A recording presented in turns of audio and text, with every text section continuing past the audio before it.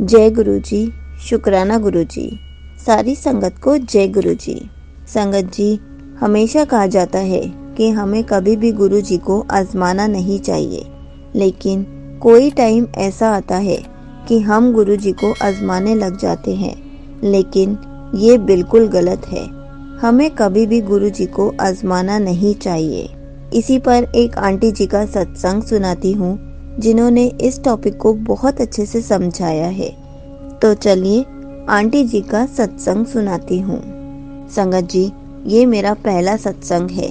इसमें मैं बताना चाहती हूँ कि मैं गुरु जी से कैसे जुड़ी, मैंने उन पर कैसे विश्वास किया, क्योंकि मैं उन पर विश्वास नहीं करती थी और आज उन्हीं के चरणों में सब कुछ समर्पित है।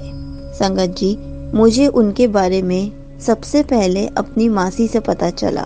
उन्होंने मुझे उनके बारे में बताया। मुझे तब तक उन पर विश्वास नहीं था। फिर उन्होंने मेरी मम्मी को भी बताया। संगत जी, मेरी मम्मी उन्हें मानने लगी थी, लेकिन मैं तब भी उनसे नहीं जुड़ पाई। फिर कुछ महीने में मेरे बोर्ड्स एग्ज़ाम शुरू होने वाले थे।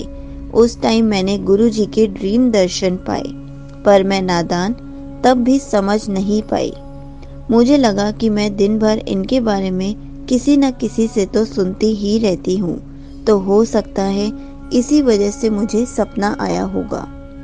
फिर जब मेरे बोर्ड्स शुरू हुए, उस दौरान मेरी तबीयत बहुत खराब हो गई। मैं जैसे तैसे करके एग्ज़ाम्स दे रही थी। तब सब लोग मुझे कहते थे, गुरु जी को अपने साथ लेकर जाओ। मैं बोलती तो थी उनसे, लेकिन मैं खुद से अभी तक नहीं जुड़ पाई थी। मैं बस उन लोगों का कहना मानकर कह देती थी। फिर ऐसे ही करते करते बहुत टाइम हो गया, मैं उनसे नहीं जुड़ पाई।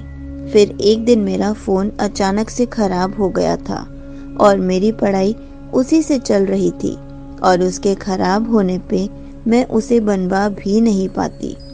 तो मेरे मन में अचानक से आया कि अगर गुरुजी सही में हैं तो मेरा फ़ोन ठीक कर दे। हालांकि मैंने ये बहुत गलत किया, मुझे ऐसा नहीं बोलना चाहिए था। उसके लिए मैं गुरुजी से माफ़ी मांगती हूँ। पर मैंने गुरुजी का मंत्र जाप करके उसे ऑन किया तो वो एकदम से ठीक हो गया, जिसको लेके मैं कई देर से परेशान थी। वो फ़ोन गुरुजी के मंत्र जाप से तुरंत ठीक हो गया। मैंने गुरुजी का बहुत शुक्राना किया। उस दिन मेरा मन गुरुजी की ओर थोड़ा आकर्षित हुआ। फिर मैंने कुछ दिन बाद फिर सपना देखा कि मैं अपने मम्मी के साथ हूँ और मैंने गुरुजी का स्वरूप हाथ में ले रखा है और मैं रो रही हूँ। तो मेरे आंसू गुरुजी के स्वरूप पे पड़े जा रहे हैं और गुरुजी मुझे कुछ समझा रहे हैं। संगत जी, उसके कुछ दिनों बाद मैंने एक मैसेज देखा। तैनू की पता तेरे किन्ने कष्ट मैंने तेरे सोते हुए काटे हैं, किन्नी बार तेरे तो गलत होन तो रोका है। कहना बड़ा आसान है कि गुरुजी कुछ नहीं करते। जब मैंने ये मैसेज पढ़ा तो मुझे अचानक से वो सपना याद आया, और वही दिन था संगत जी जिस दिन से मैं गुरुजी को तहे दिल से मानने लगी। और तब से लेके आज तक गुरुजी ने मुझे बहुत ब्लेस किया है। कई बार उनके ड्रीम दर्शन भी मिले हैं और मुझे उन पे पूरा भरोसा है कि वो जो भी करेंगे बहुत अच्छा करेंगे। मैंने खुद को उन्हें समर्पित कर दिया है। अब उन्हें मुझे जिस दिशा में ले जाना होगा वो ले जाएंगे। मैं अब उनकी रज़ा में राज़ी हूँ।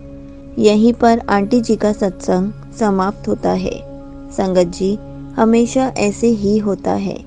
जब भी हमें गुरु जी के बारे में पता चलता है तो हम विश्वास नहीं कर पाते, हम गुरु जी को नहीं मान पाते। लेकिन कोई टाइम ऐसा आता है जब गुरु जी कोई ऐसा मिरेकल कर देते हैं कि हम गुरु जी को मानने लग जाते हैं, और फिर हम गुरु जी को अपने आप को पूरा सरेंडर कर देते हैं। लेकिन हमें कभी भी गुरु जी को आजमाना नहीं चाहिए कि अगर आप हो तो ऐसा करो। नहीं, ये चीज़ बिल्कुल गलत है। अगर हम ऐसा बोलेंगे तो फिर गुरुजी हमारी इच्छाओं को कैसे पूरा करेंगे, क्योंकि गुरुजी हमारा टेस्ट लेते हैं। हमें गुरुजी का टेस्ट नहीं लेना है। गुरुजी हमें नींबू की तरह निचोड़ते हैं, हमारा विश्वास देखते हैं। अगर वही हम करेंगे तो फिर कैसे चलेगा।